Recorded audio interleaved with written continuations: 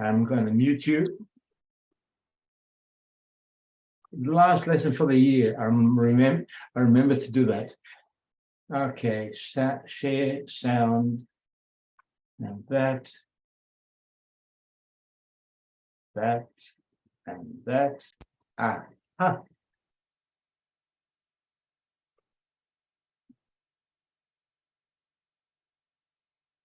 All right. That's strange. I can't see anybody. So today's lesson is about blood and lymph. It's about the circulatory system, how it keeps us going.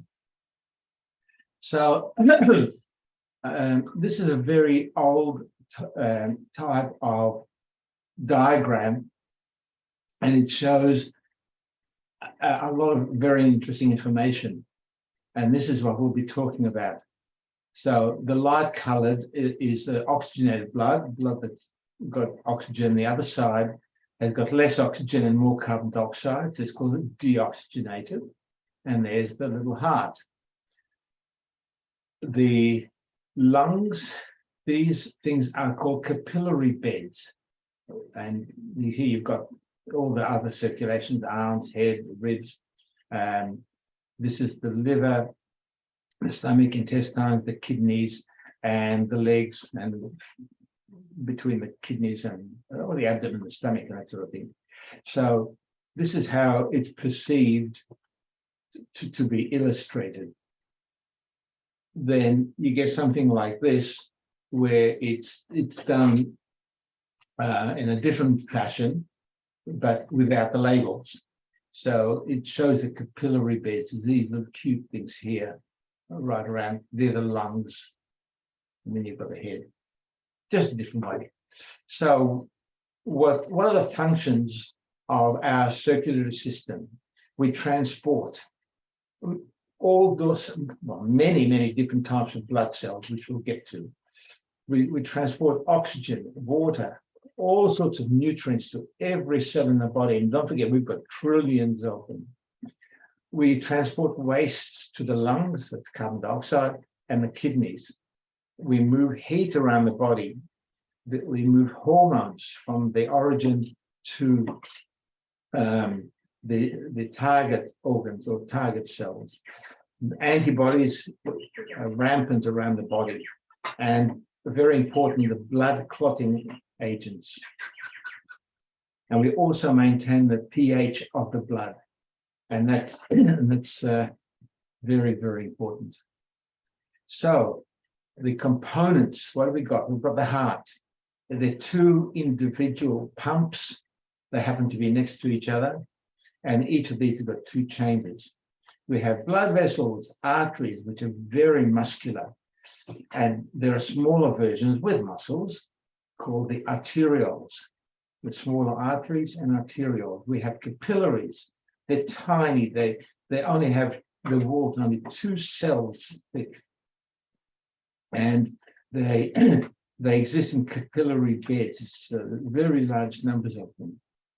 The veins have a much thinner walls than the arteries. They have virtually no muscle tissue at all, and they have valves to prevent backflow, especially, of course, because when we stand and the blood tries to get from the feet to the heart, if the valves weren't there, we'd have very, very big fat feet full of liquid. And of course, the little veins, so these are sort of between the veins and the capillaries, they're called the venules. Now, the plasma is the liquid of the blood. In it, we find the serum, which is basically the liquid, the clotting factors, and this is for clot formation. These factors are important, and these stringy things called fibrinogen. The antibodies are important for our immune system. The minerals are moved around within the plasma. to the whole body, and then all sorts of organic nutrients. So we have sugars, amino acids, fats, and it's all vital. The blood cells, we have the red blood cells, details coming up. The white blood cells, there's quite a few of those, different ones, and most of them are part of the immune system. And the platelets, which are fragments of cells, they're not actual cells, and we would not get any clotting without them. And then we've got the lymphatic system, which don't show on that initial diagram I showed you. And the lymphatic system has a liquid. This liquid is called lymph, and I'll explain how that comes to be a bit later. Now, the lymphatic veins start in the tissues and end in the heart. So it's really where the blood starts in the heart and finishes in the heart. This is about half of it. And the lymph is the fluid, and the cells are called lymphocytes. So the cells, the cells of the lymph, and they are the white blood cells. So the lymphocytes and the white blood cells are the same things, different names. The lymph nodes, just like the tonsils, the adenoids, and many other places around the body, they actually filter the lymph, and they're part of the immune system. And I'll get to that later. So here's a similar diagram to the one I showed you before, but it's a little bit more modern. One, it's got color, but it's got other things there. So you notice that it's circular. The red is always shown, sorry, the oxygenated blood, it's always shown as red. The deoxygenated is always shown as blue. And the lymph is usually shown as green. Not that it's green and not that it's blue, just the colors that have come up over time. I should also mention the names of the arteries are here. I won't worry too much about the names, but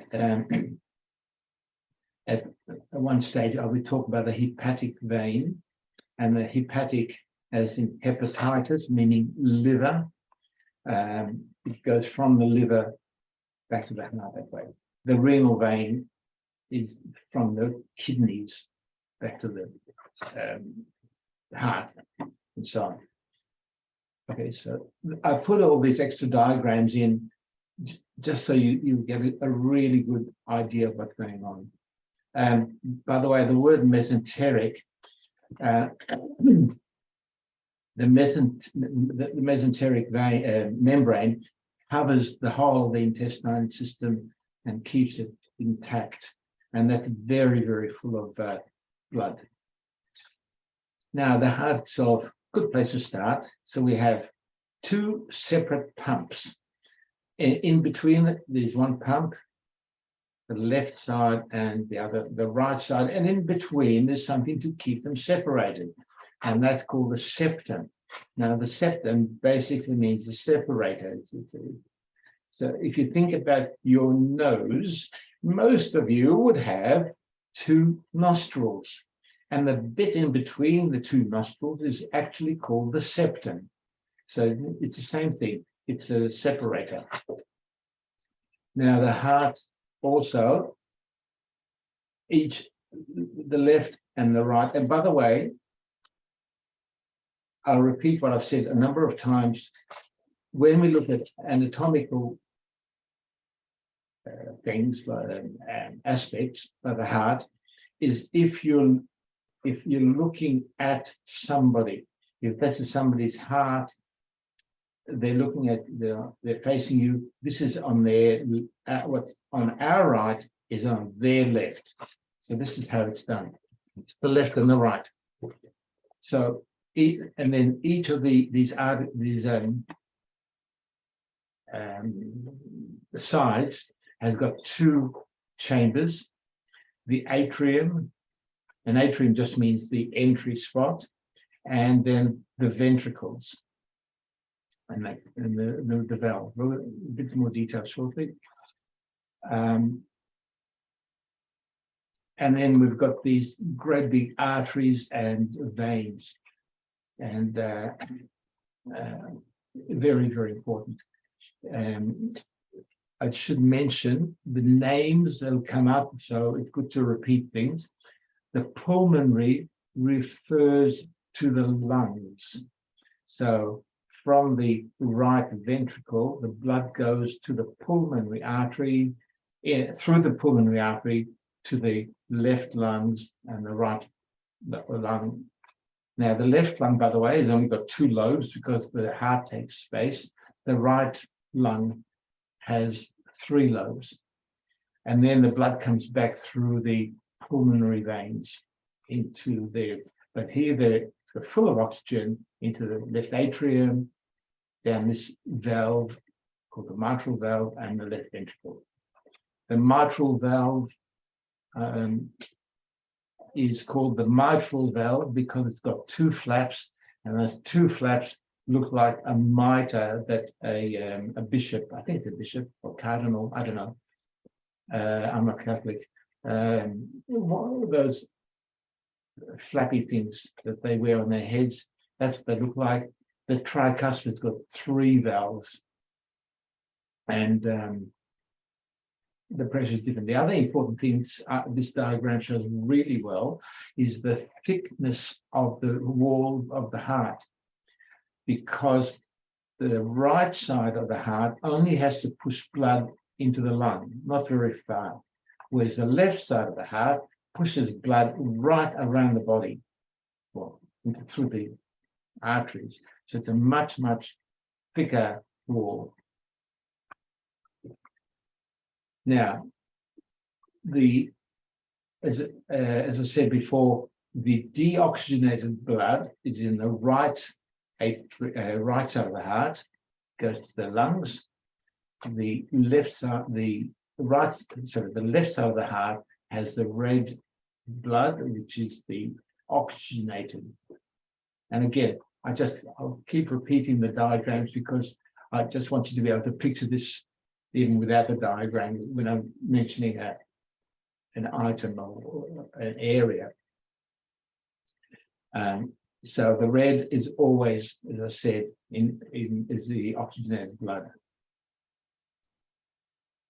So the four chambers, the left and right atria, and that's a plural of atrium, and the lower ones are the ventricles. The atria, the very thin walls, because all they have to do is squeeze the blood into the ventricles very, very close.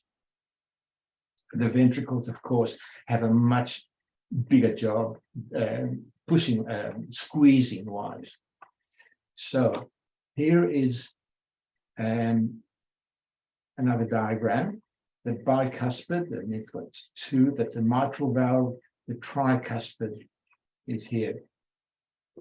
Now, if you look at this diagram, this is a sort of a cutting through the middle there. It shows you that this is the left valves, if you like, the left side of the heart. It's only got two flaps. The right side's got three, 1, 2, 3. And then there are three valves here. It's called the aortic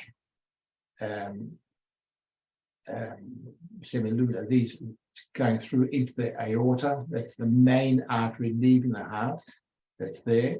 And the pulmonary artery, which is the one going there. This one going into the lungs. So it's full of valves. Now these valves do wear out over time. I have had not a valve replaced, but was repaired, because around here there's a thick piece of cartilage, and mine wore off a bit. So that was replaced with a decent piece of plastic. And there are these little tendonades that when they close like this, the distance that they have to seal properly. And two of my tendonades were stretched, so I was getting regurgitation. And very nonchalantly, the doctor said, "Well, you know, you've got 6 months to live."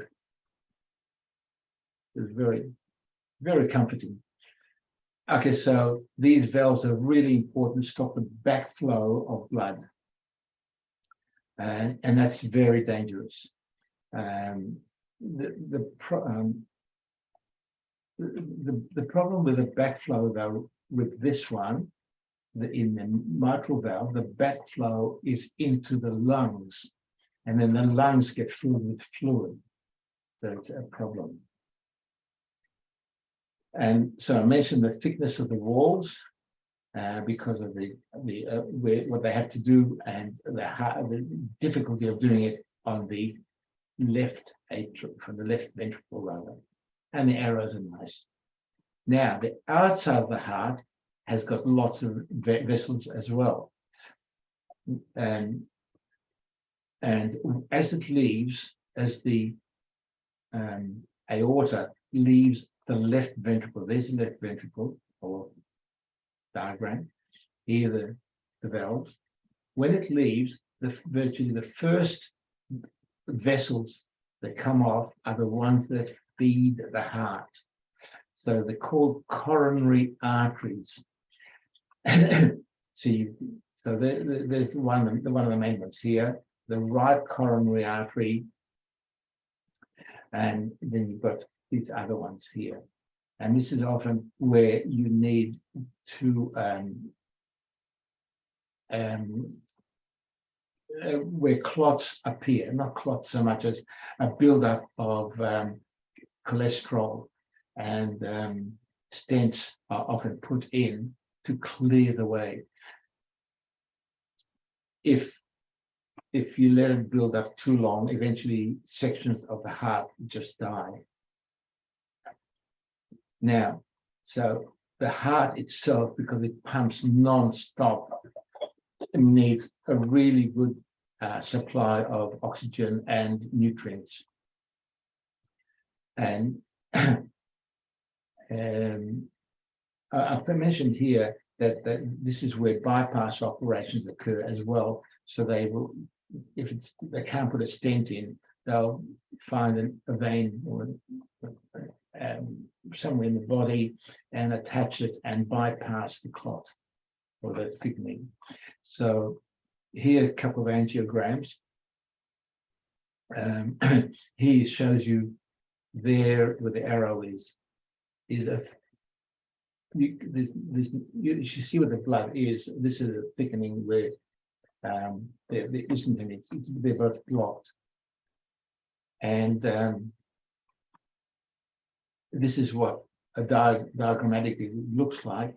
And if it's there, this part of the heart will die, and this shows what it would look like if after the person dies, and they're looking for it, but sometimes section the heart and to follow things. So normally this is the normal luminal flow. It's just nice, easy flowing through the artery. And there are no valves in arteries. The pressure just pushes it through. But the atherosclerosis, the plaque that forms, slows it down, and then you get back pressure, and you have all sorts of problems. So this shows you, if it's here, they insert different ways of doing it. They usually find the easiest through the groin, this tube, and this little thing attached there. It's got a bubble, like a balloon, and with this mesh. And the mesh is pushed, the balloon is inflated. It pushes this mesh, and out to open it up, and then they just withdraw the balloon. Okay, and so angioplasty, angio refers to the heart, and it fixes that up. Now, leaving the heart, on a grand scale, we have three types of vessels I mentioned: the arteries and the arterioles, and they're the ones that carry blood away from the heart.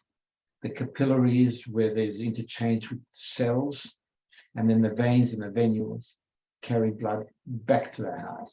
Very, very straightforward, but it has its complexities. First of all, what they look like, their size, and so on. If you have a look with an artery, it's fairly thick, but in this diagram, the muscle is shown there and there, but usually the muscle in veins is much thinner. So this diagram doesn't show that part well. It's interesting that they have smooth muscle now. We've talked about this before. We have smooth muscle and striated muscle. Striated muscle is also called skeletal muscle. So any movement you do with your body, with your arm, with your leg, with your head, whatever, and I'm using my skeletal muscles or striated muscles, and they do get tired. So if you're at the gym and you're lifting weights, after a while, the muscle itself will just tire and just stop doing what you want it to do. On the other hand, smooth muscle, and by the way, striated muscle under the microscope has got stripes. The smooth muscle doesn't, so that's why they call that. It's not smooth that it's smooth, it's smooth that it doesn't have stripes. It never stops. They never get tired. So all our vessels have got them. For example, the eyes, the cornea, the iris rather, is a smooth muscle which opens and closes and just never gets tired. All our sphincters, like our anus, for example, or the two sphincters in the stomach, they never get tired. So if they did, we'd have problems, all sorts of problems.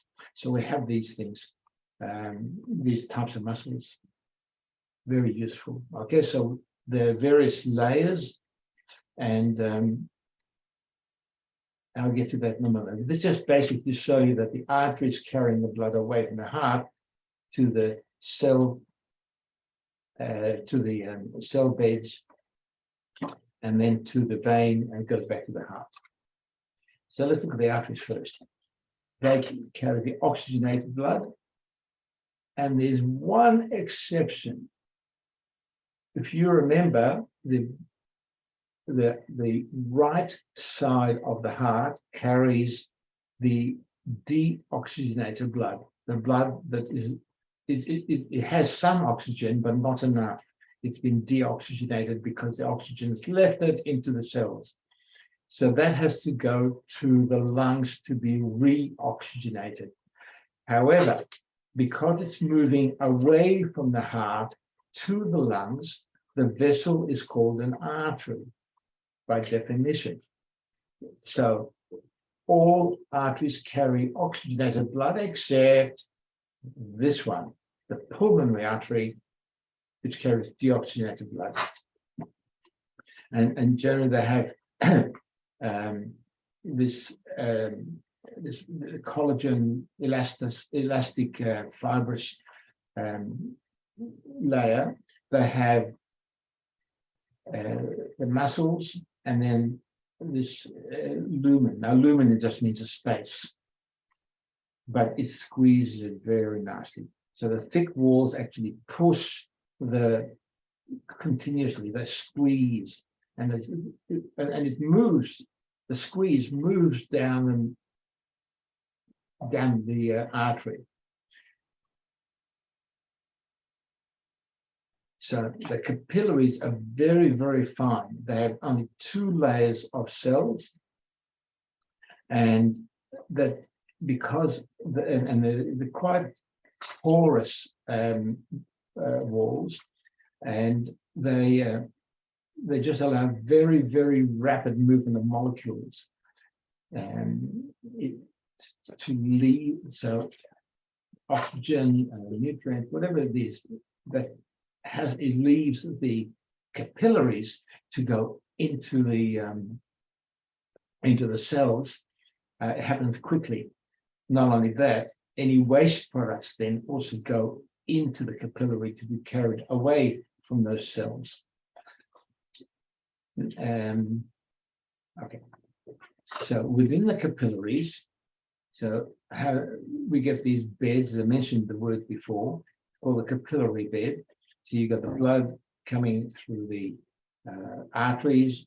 They get smaller and smaller. They get the arterioles and the capillaries. They join up with the venules, and then come the veins and back to the heart.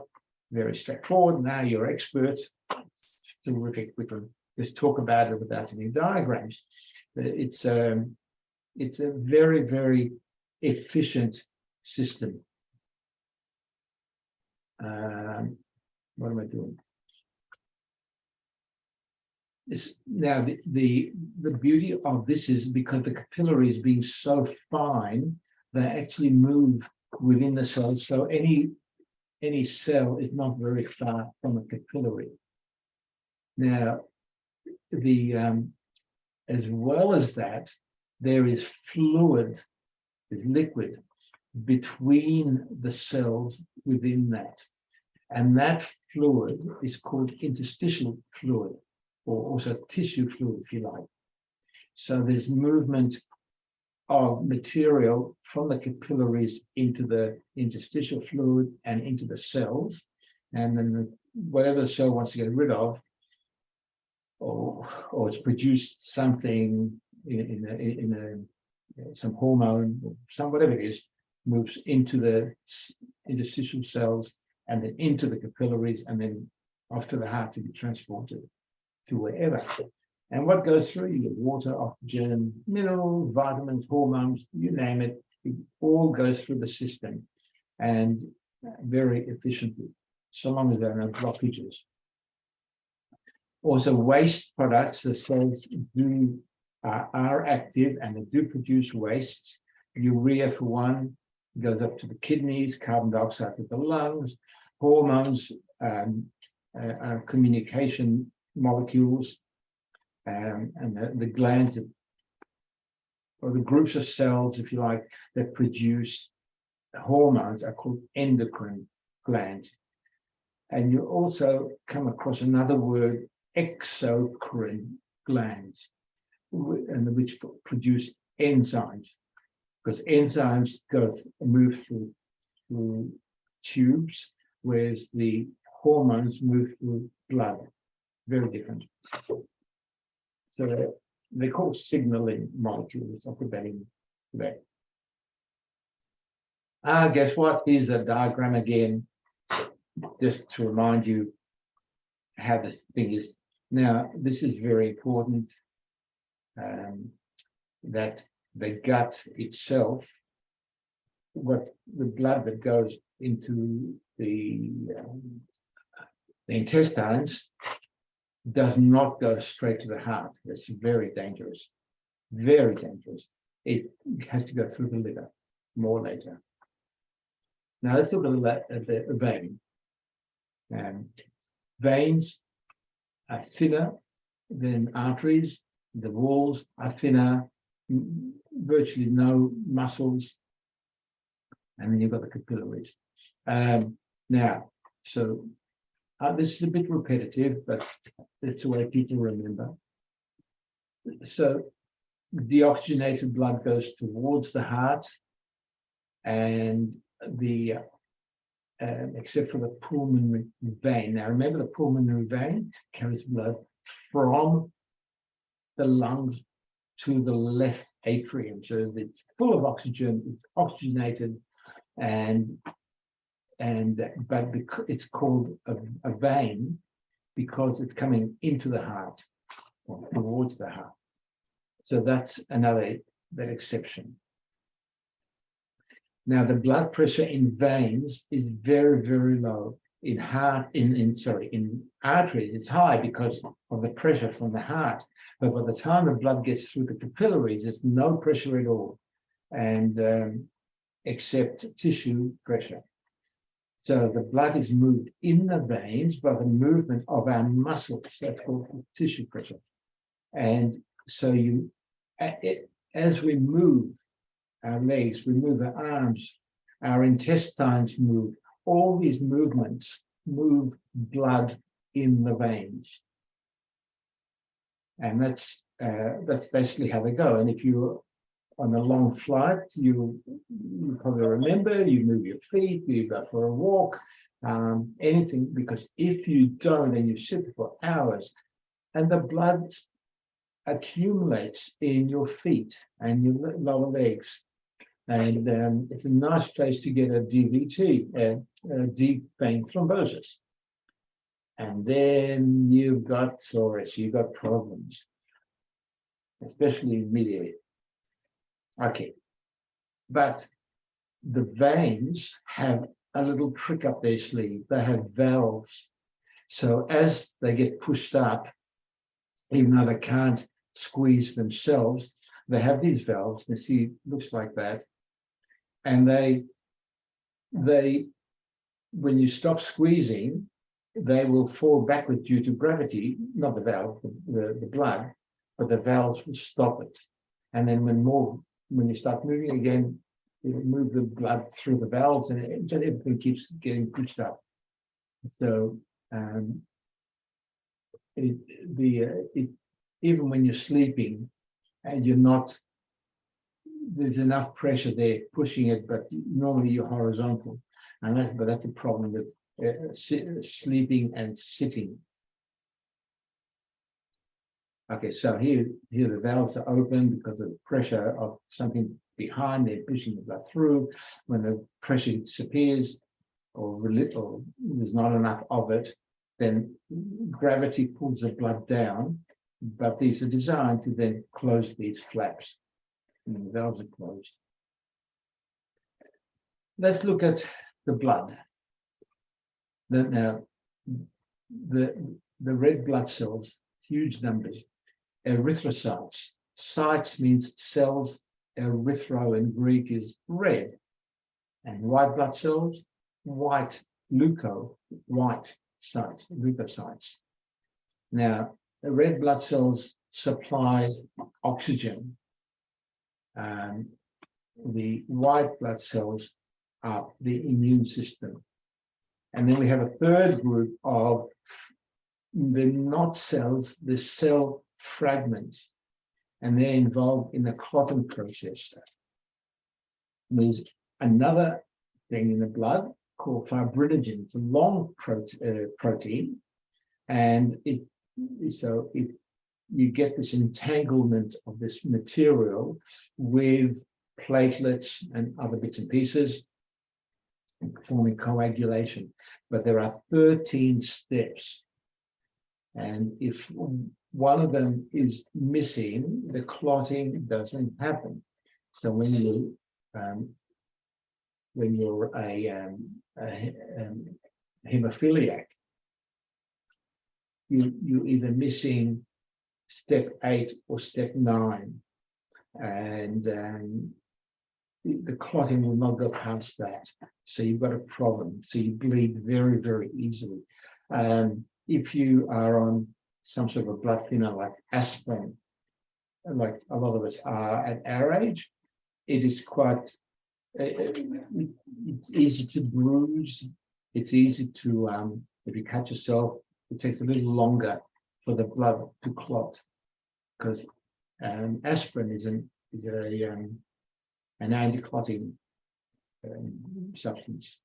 Now, plasma is, as we said before, is the fluid that it's all in, and the serum is the actual fluid. The plasma has a serum and all this other stuff, including the minerals and whatnot. Now let's look at the red blood cells.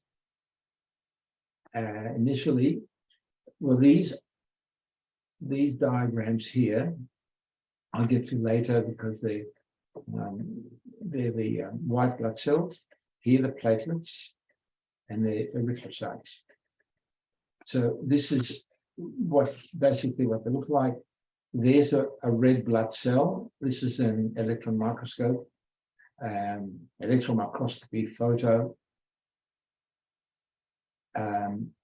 This is a white blood cell. There are, as I said, there are a few of them.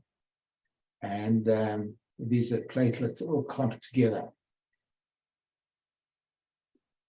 Now, this is a light microscope photo. So these two are the monocytes here. One of them is neutrophils. We'll get to them later. So these guys here, the red ones, and you can see they're lighter in the middle than around. That's because they do not have a nucleus. The nucleus takes up too much space. So they've lost their nucleus, so they can actually squeeze, they can double over, fold, and get pushed through the finest of capillaries. Capillaries, by the way, do vary in thickness, in space that's inside. So,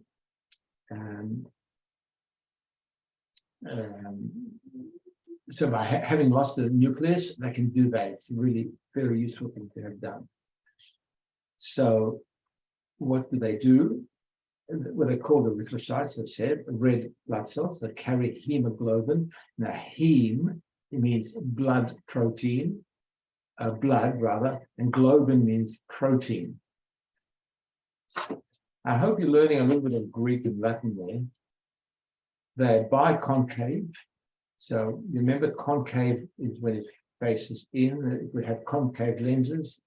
The opposite is convex. So they're biconcave on both sides, no nucleus. They carry the oxyhemoglobin, so the hemoglobin with oxygen attached. Within the red blood cells, they also carry a bit of carbon dioxide, but not much. The carbon dioxide is actually carried in the plasma, mostly. And they only last about 120 days, these guys, and they get broken down in the liver. Now, they're being produced all the time. We produce about 2 million cells per second. Think about that. It's a huge number. No wonder we get so tired. We're so busy. It's an amazing production rate. So when they're produced, they actually produce with a nucleus. And in the process of maturation, the nucleus is broken down for the reason I mentioned, so they can get through capillaries. They carry an iron carrying molecule, and this iron carrying molecule is called hemoglobin, blood protein. And each red blood cell carries about 270 million of these molecules, hemoglobin molecules, and each of these have 4 heme groups or chains. And you'll see they've got, there's an alpha chain, this is a beta chain. They look different, and again, alpha and beta.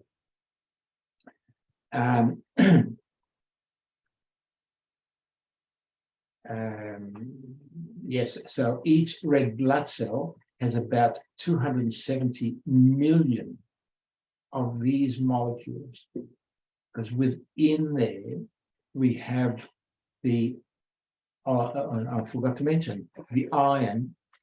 The iron is very important in there. They carry 4 heme molecules, which is the iron part, and that's how they attract the oxygen and carry it through. And so the numbers are just bewildering, just amazing, isn't it? What was I going to say? Can't remember.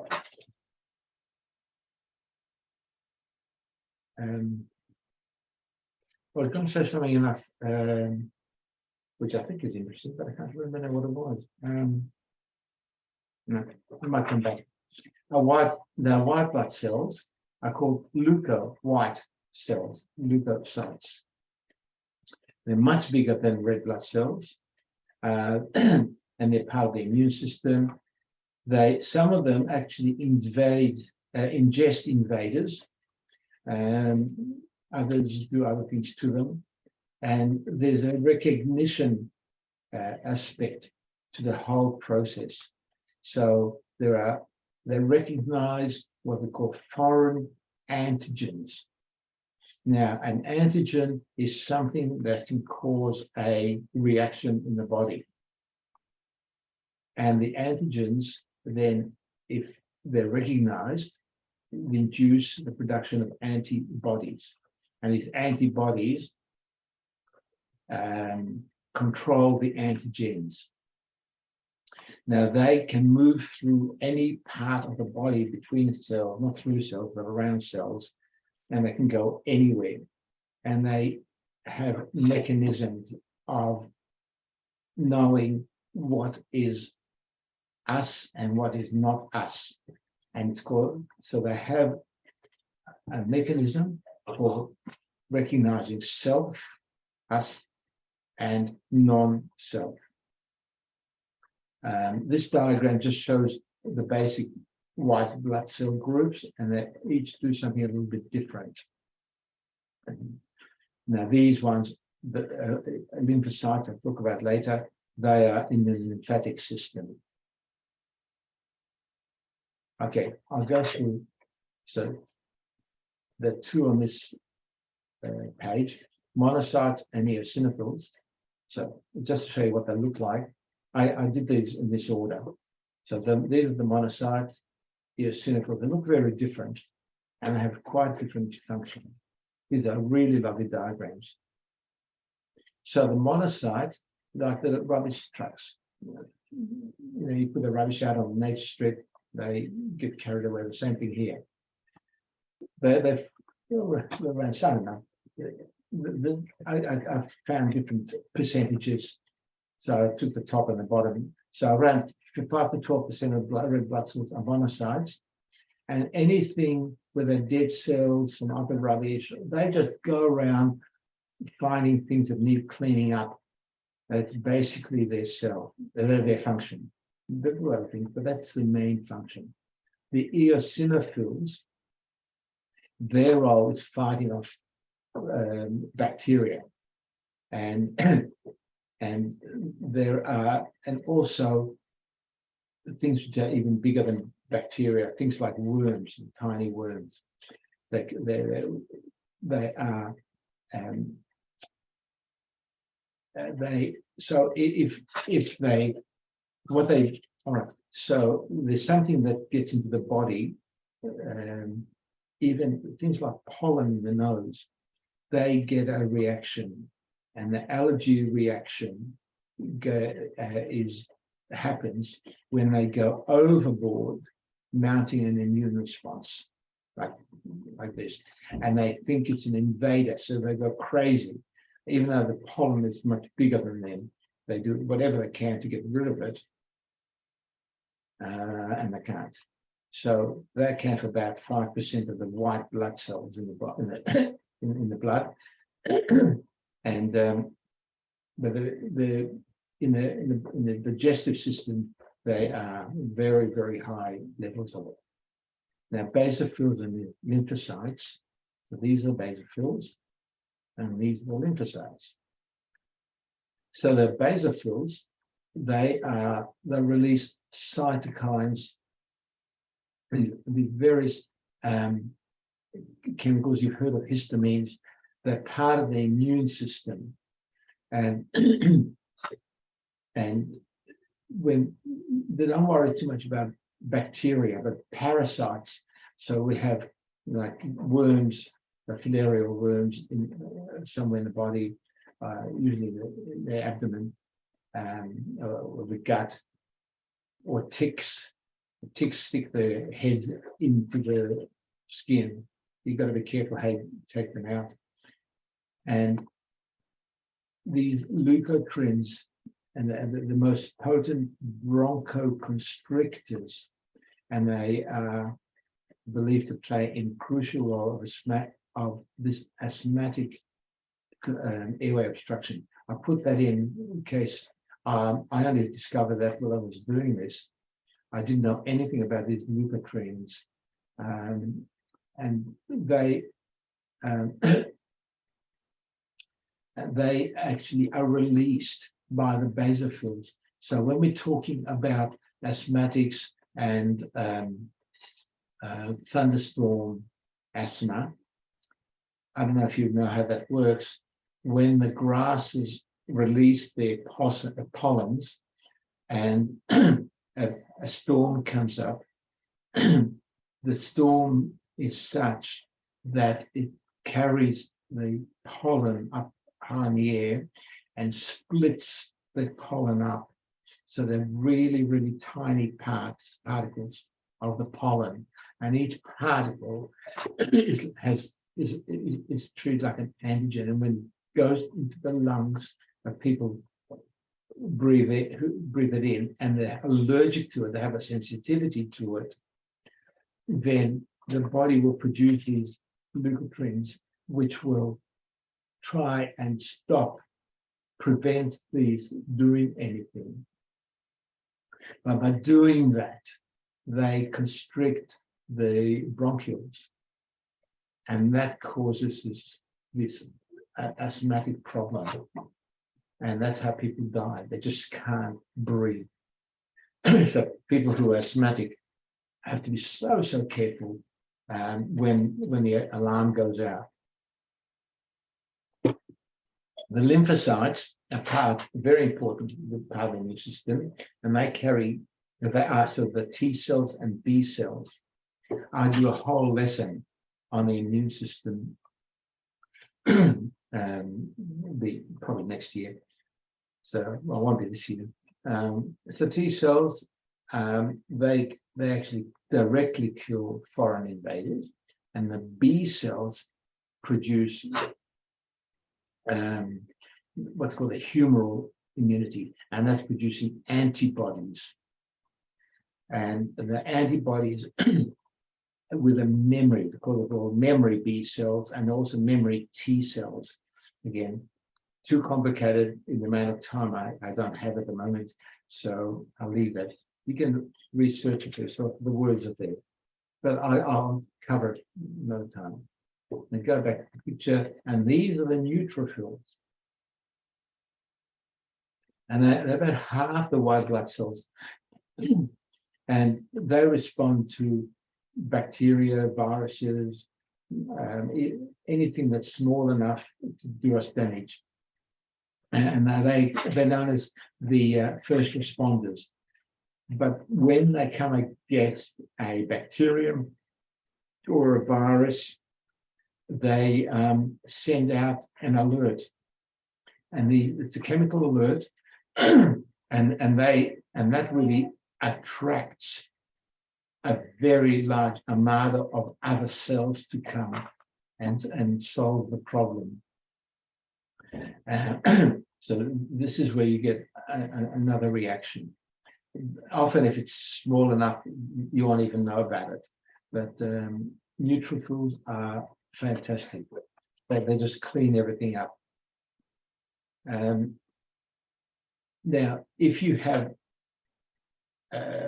something stuck in your skin, say, I don't know, you're gardening and you get a little splinter or something, and you think you take out the splinter, you leave a little bit behind, or something gets under the skin, and eventually you find that it gets pussy. Pus is developed. And that pus is made up of the neutrophils that are doing their best to get rid of whatever they see as attacking the body. So it's just a very large number of dead neutrophils. So they produce in the bone marrow like all the others are, and they only live for about 8 hours, and about 100 billion are produced every day. So I don't know. I have no idea. I haven't found out why, or anybody's idea why they only survive for such a short time, unless they're that busy and they just, because once they start chomping something up, they die too with them inside. So and then they get cleaned up by by other cells. Now the platelets are very, very important, and they're part of the clotting process. As I said, aspirin reduces their ability to clot. Now here's a diagram of red blood cells, and these are and the platelets together add a bit of fibrinogen, and that's the clot. Now plasma, that's the straw-colored liquid part of the blood, in which the cells, white cells, red cells, are actually suspended. It's about half of the total blood volume. Now, the plasma itself is about 93% water, and it's got proteins in it, mainly antibodies. It's got sugar in the form of glucose, and it's got 13 clotting factors, which I mentioned before, and the minerals and the hormones, the carbon dioxide, urea, so carbon dioxide and urea are carry these waste products, which the carbon dioxide goes to the lung to be expelled, urea goes to the kidneys, and we get rid of it there. Blood serum is the plasma without the fibrinogen and the other clotting factors. I guess you take them out, and that's so. Is the blood without, so the blood without these things is called serum. Okay. Now, there are 3 types of muscles in our bodies. I mentioned a couple before. So the skeletal are the straight ones, so they move the bones, and they get really tired quickly. The smooth ones, they act as like sphincters, so they don't tire much at all. Now, cardiac, they don't move much, but they don't tire either. The cardiac muscles, they beat non-stop from the time the heart develops in the embryo to the time the heart stops. It could be over 100 years. So they're amazing system. Now, they are not like the skeletal and smooth muscles. They're very different. They form a thing called the syncytium, and all the cells are linked together as a mass, so they work as one. It's amazing. So when they work properly, which is under normal conditions, they really function as one large cell, and that's called this syncytium. Here are different types of muscles, things I mentioned them. So you've got the skeletal muscles, and you can see the striations. What the striations are, without going into detail, is where the filaments that make up this muscle, they move, they align that way, and they actually, imagine, I don't know if you can see my fingers, but they move in and out like that. So you get sort of a little bit denser areas which are a bit denser than others, and they look like they're striped, and they're called striated. Now, the cardiac muscles are similar, but they're actually joined together in a different way to that.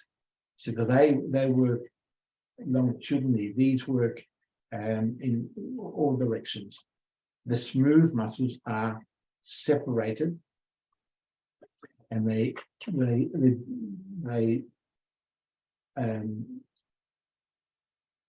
work together, but they have a different mechanism inside.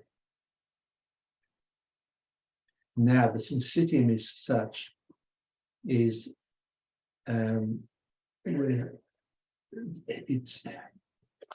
this is a cardiac muscle here. These little zigzaggy things, each of those is a muscle, is a cell, and they are linked together. And here's a light microscope photo where you have the nucleus, you have the muscles, and you have these plates in between. They're called the intercalated discs. So they're all, so they're actually all linked together. And these, I don't want to go into too much detail, but when they work together.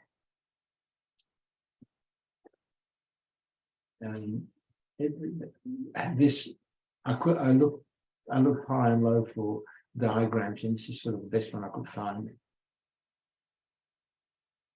Now, the heart itself is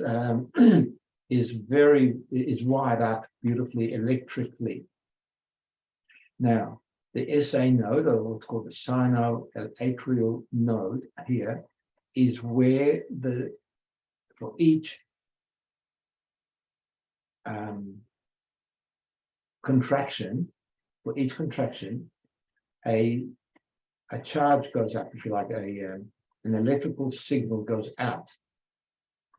And because this whole thing's a syncytium, it can't work if everything contracts together. So here we have a layer of cells which are electrically inert. You can see here. And that's called the atrial ventricular region. And the electrical signal cannot go through. So for the two atria here, this SA node is enough. Okay, that triggers, and these two contract, the blood gets pushed down from there to there and there to there. And then when the signal gets to this node here, called the AV node, the atrioventricular node, the signal goes down here and there, 3 places. And then when it fires this one, there is a delay for these 3 to fire. So the blood goes in here, and then these 3 fire and squeeze these 2 together, these 2 ventricles together, and then from there they move.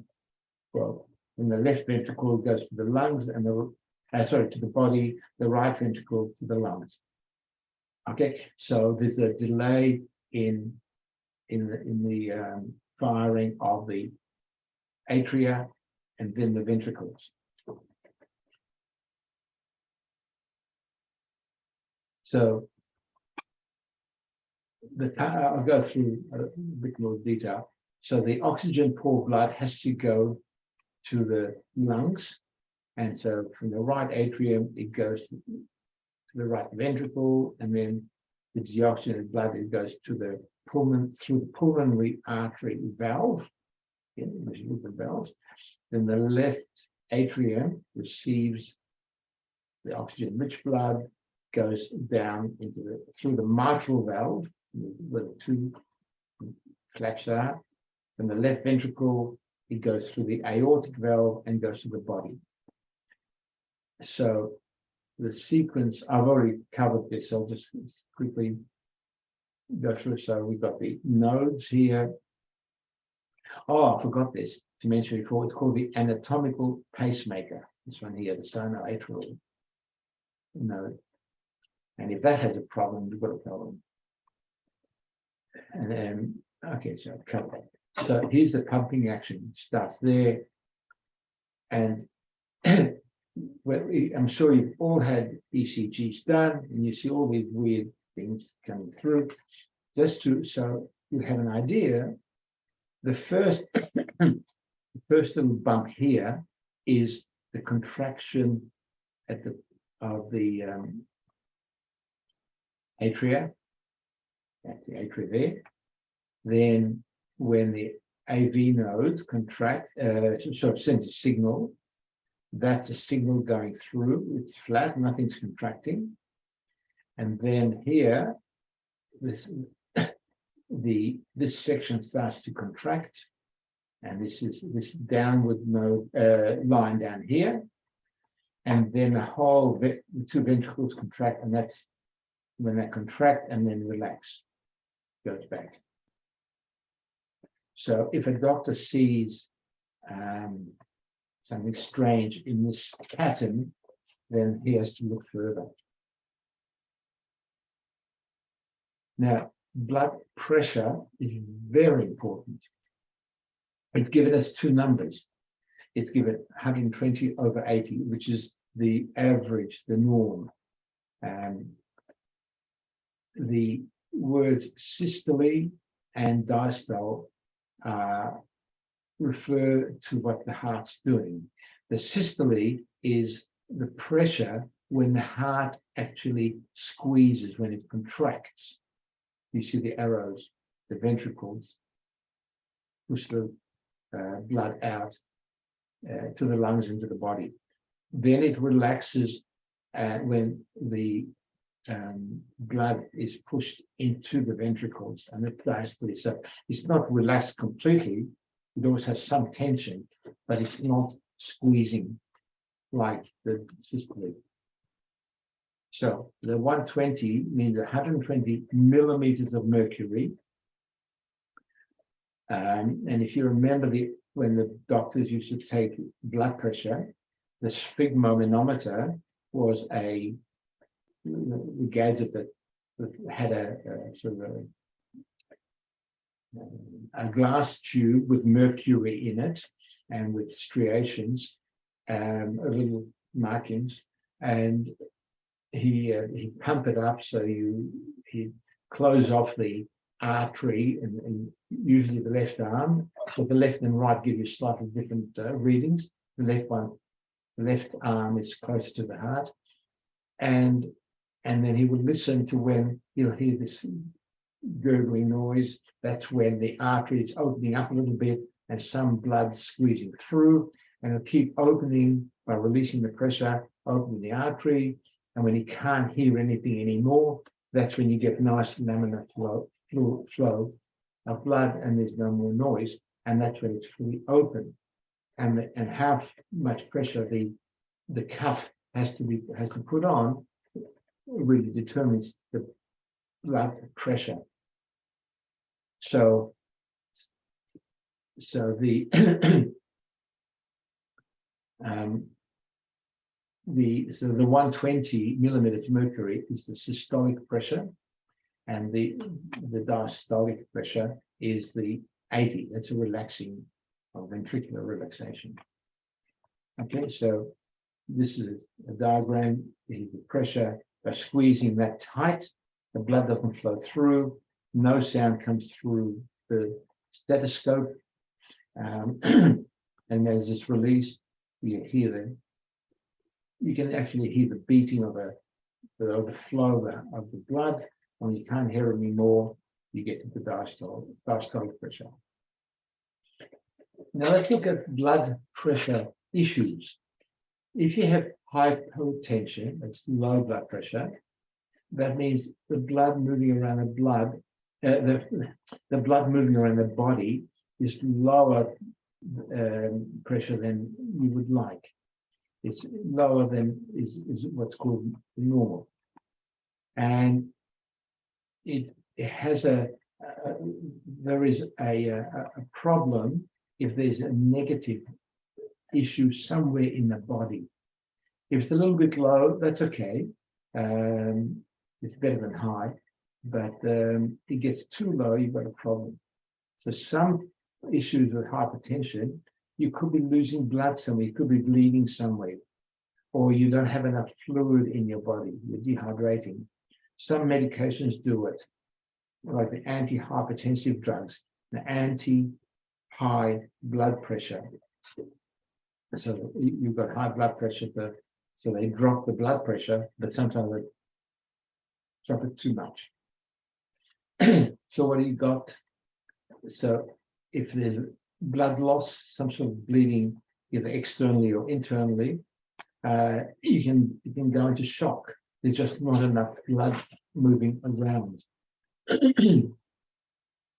So sometimes it just happens slowly, and you just don't know until it's measured. Sometimes, if it's really above the shock, you can lose consciousness. Symptoms: lightheadedness. So when you're sitting, and then all of a sudden you stand up, or you're lying and you stand up, you get a little dizzy, a little lightheaded, or you might be unsteady on your feet. You feel weak. When it gets worse, you get blurred vision. You're feeling tired all the time, and you're even faint. There are issues there. And what sort of causes? If the blood pressure is less than 30 millimeters mercury, then your normal blood pressure, not everyone's got 120 or 80, it varies. And if it's less than 30, what you're normally used to, that's when it says hypotension. So the many causes, so you get emotion, you get stress, you get pain, and sort of insecurity. It's emotional stuff with insecurity. Dehydration, so your blood volume decreases. You have internal bleeding, as I mentioned, or like you can have a perforated stomach ulcer and you're bleeding. You might feel the pain, but you wouldn't know what's happening. Your blood loss from some sort of a trauma, road accident, a very deep cut. Medication for high blood pressure, I mentioned. Diuretics, which if you've got high blood pressure, doctors might give you a diuretic, something to produce more urine, so you remove excess fluid from the body. But if too much fluid goes, here comes the hypotension. Medication for depression might cause that. I have no idea why. And medications for certain heart conditions, which usually work on blood pressure. And then we get hypertension, where you have high blood pressure, and that's a risk factor. And it could cause heart attack, it can cause kidney failure, you can even have a stroke. And it often doesn't show any symptoms at all, so it's really, really important. It might not be that high, it might be high, but not that high. They're causing problems. And leading a healthy lifestyle, as we all do, is one of the best ways of preventing it and treating it. And what are some of the factors linked to high blood pressure? It could be hereditary. You blame your parents or grandparents. You could be really overweight. You don't exercise. If you take too much salt, if you're a heavy drinker, or you have a kidney issue, but if not, you're not producing enough urine.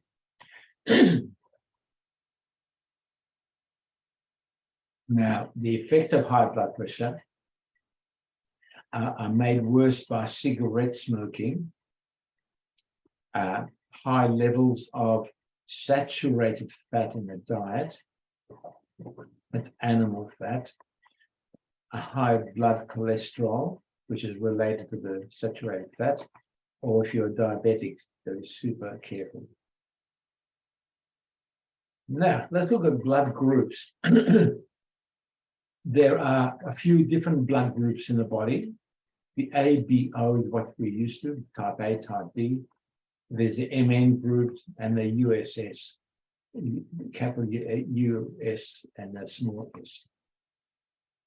Now, I tried to find out more about MN and the USS.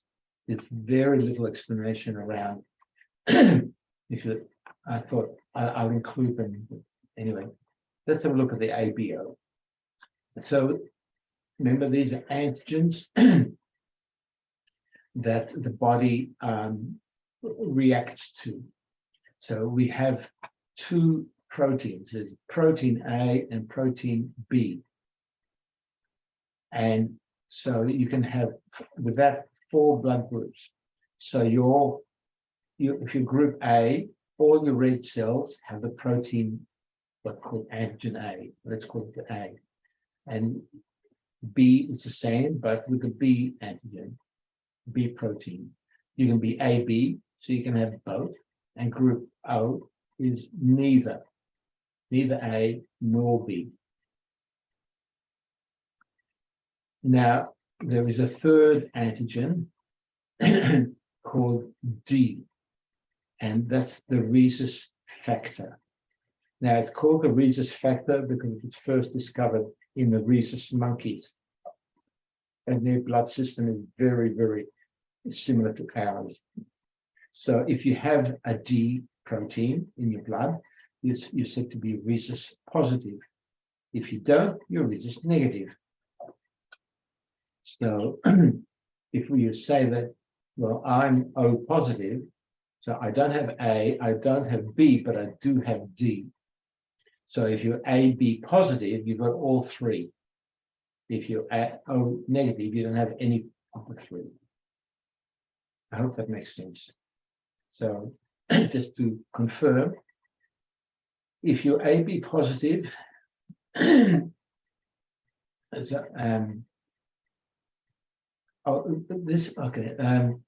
put this up to show you how, well, the interactions.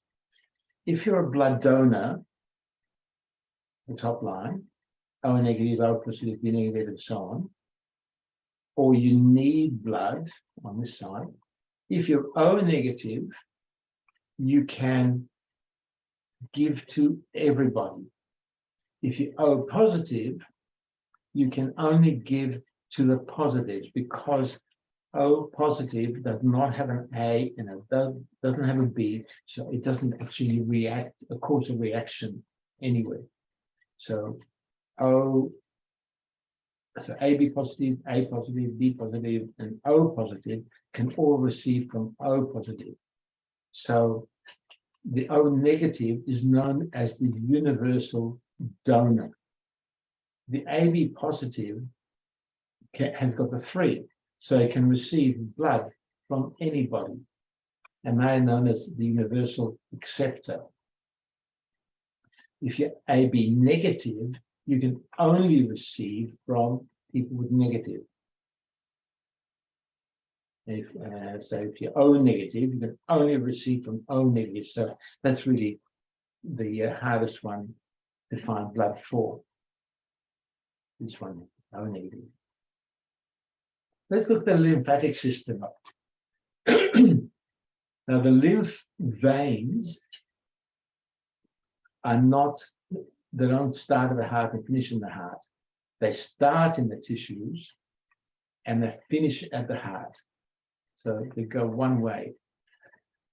The fluid is called lymph, and the cells within it are called lymphocytes. Remember, cytes is cell. They're white blood cells. The lymph nodes, like the tonsils and the adenoids, and there are quite a few around the body, they filter. So these nodes, I'll show you a diagram in a sec, they filter, and within the filtration system, there are the lymphocytes of all types, just to test the system. And the lymph veins also have valves, just like the normal blood veins do. Now, to explain lymph, here's a diagram. It looks complicated, but it's not. I'll go through it carefully. This is the left side is the arterial end, and blood from the artery comes in, and by the time it gets to the capillaries, so this is a capillary here, the blood pressure may be 120 millimeters mercury. It's dropped to say 32. Okay, the normal tissue cells are around there, and the intercellular fluid or the interstitial fluid, that's a fluid between the cells, has got two types, or it's got not a blood pressure, but what's called an osmotic pressure. I've spent time at other times explaining osmosis. I won't explain it now. I don't think I've got enough time. But it's a pressure within the system of 22 millimeters mercury. So it's fluid going back into the capillary. And this is fluid coming out of the capillary. So the 32 is 10 millimeters mercury more than the osmotic pressure. So the net pressure out is 10 millimeters mercury. So fluids coming out. And as you move down the capillaries, more and more comes out. So the the blood pressure within the capillary has dropped from 32 to about 15. So you get 15 out. The 22 is still there. So you've got a negative pressure of -7. So fluid comes into it. So basically, you're losing 10 went out, 7 came back, so you've lost 3. So that 3 has to go somewhere, and that goes into another set of veins called the lymphatic veins. Now, they're all through the body, but these are the main lymphatic vessels, the green, I mentioned before, they're shown as the green, and they have nodes, lymph nodes all over the body. So around the groin area, in the armpits, in the elbow area, in the armpits, in the neck, lots around here. If doctors want to see if there's a problem somewhere, they would actually just they can sort of feel for nodes. If you feel in the neck, around the neck, you will feel lumps there, and they're just your lymphatic nodes. So there are, all the names are here. I won't worry about them, but this is basically what they are. They're really, really important. So what they do, this extra fluid that's come out of the blood vessel, it builds up in the tissue and has to be carried away, and that's what the lymphatic system does. But it can pick up bacteria if there's a broken skin or something. So the lymph nodes test for everything. So here's one in the head. It's full of nodes. So in the neck you can feel them. Okay, and each of these has got names and whatever. I won't worry about it. But the head and the neck have lots and lots of lymph nodes. So the tissue starts here and it flows down into the what's called the superior vena cava, and then into the heart. So the lymph then joins. Oh, I should go here. Go back. So all the lymph nodes come above the heart, and then they join the vena cava, and then into the heart itself. Okay, so that's the lymph. Now, cardiovascular diseases, here are a few of them. Now, do you remember I showed you this little thing, this sequence? These are various ones that doctors can get, and they look a little bit strange. They're not the normal ones. Just to show you. So some of the these are in alphabetical order. I didn't want to put anything up top. So angina and heart issue. Arrhythmia is when the blood pattern, not blood, the heart pattern of beating is all over the place. Atherosclerosis is when there's plaque in different parts of the body, the heart especially. Atrial fibrillation is when the atrium, instead of beating, when the AV nodes tell it to beat, it goes crazy and fibrillates. And fibrillate means it just flaps about continuously. So then that's really, really nasty because the heart isn't then. If the heart's undergoing atrial fibrillation, the blood can't be moved out. It just flaps about, and then it starts clotting. So clotting in an active heart is not a very good thing. Then you get coronary artery disease. I mentioned it before, when the coronary arteries get blocked or partially blocked. Hypertension, high blood pressure, hypercholesterolemia. So the M is the blood, cholesterol, and high. And you know quite a bit about that. Peripheral vascular disease is vascular issues, the vessels, and not in the heart, but in the peripheries, the legs or somewhere else, or lower abdomen, or could be anywhere. Then you've got other things like leukemia, where you've got cancer of the white blood cells, anemia, not enough red cells, polycythemia, or it's also called erythrocytosis, where you have far too much iron in the system, with that, what you do is, in fact, my step brother-in-law has polycythemia, and it seems to be eased off recently, but he used to go regularly to the blood bank for them to take blood out, which they throw away, or they extract things out of it, but they don't give to other people, because he had to reduce the number of red blood cells in his body. Hemophilia is the lack of clotting of blood. Elephantiasis is when roundworm block the lymph nodes. So if the lymph nodes are blocked, then the lymph can't move through. If you have varicose veins, a lot of people have them, so I thought I'd mention it. Under normal conditions, this is the vein.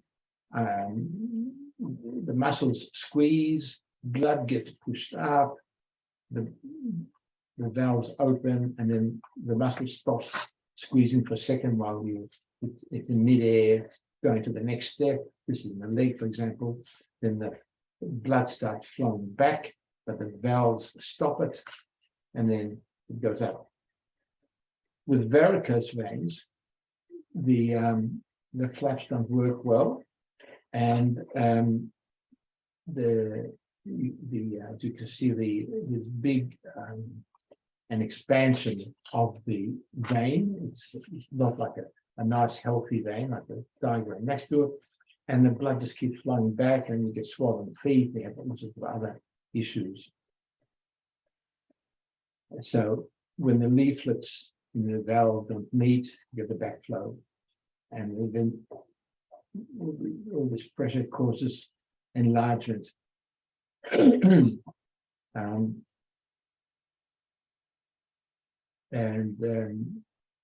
But this sort of thing can happen anywhere, but mostly it's in the legs.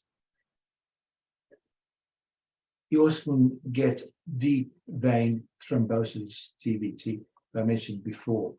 Now here, blood normally moves, but if for some reason the blood's not moving, it starts to form a clot.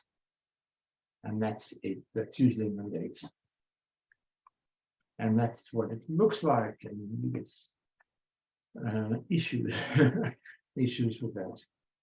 The elephantiasis is a little worm in Africa that when it gets in to certain lymph nodes, blocks it, and the fluid just builds up. And this poor guy here is just it's terrible. It's endemic. I think if they have access to the drugs which will kill off the worm, then it's okay. It just gets worse and worse, and everything's good. Imagine carrying that with extra fluid. Now, I love this cartoon. Pain, tightness, shortness of breath, and he's talking. That talk is called the angina monologues. And a few years ago, you may remember there was, I think, called the vagina monologues. Women talking about. I never went, by the way. I don't know exactly what they talked about. I think yes. This was lovely. And that ends the lesson.